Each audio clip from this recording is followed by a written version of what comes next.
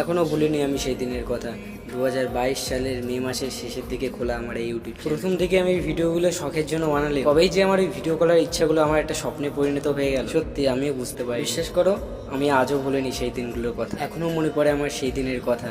2023 সালের 15ই জুন আমার প্রথম কমপ্লিট হয় 500 সাবস্ক্রাইব। আর 2023 সালে জুলাই মাসের 1 তারিখের কথাটা তো ভোলার মতোই ছিল না। তোমরা হয়তো অনেকেই আমরা এই ঘটনাগুলোর ব্যাপারে জানো। তারপরেও হার না মানে তোমাদের ভালোবাসায় 40,000 সাবস্ক্রাইব কমপ্লিট হয়। তারপর হঠাৎ করে একদিন চলে আসে চ্যানেলের স্ট্রাইক। আর তারপর কেন জানি না ধীরে ধীরে আমার চ্যানেলের ভিউজগুলো ডাউন হতে থাকে। তারপর কেন জানি না আমার মনে হতে লাগলো আমার দেখা স্বপ্নগুলো নিমেষের মধ্যেই ভেঙে গেল। তারপরে হার না মানে ভিডিও বানাতে, তারপর কেন জানি না চ্যানেলের ভিউজগুলো আস্তে আস্তে কমতে শুরু করে দিল। কমতে কমতে এখন প্রায় 40-50টা ভিউজে এসে দাঁড়িয়ে। এবার তোমরাই বলো এরপরে কি ভিডিও দেওয়া যায়? এখন তো মনে হচ্ছে এটাই চ্যানেলের লাস্ট ভিডিও হয়ে না, মাঝে মাঝে তো এটাও মনে হয় যে চ্যানেলটাই ছিল। যাই হোক, এটাই ইউটিউবের লাস্ট ভিডিও। এবার হয়তো আর বিষাক্ত আকাশকে ইউটিউবার পাবে না।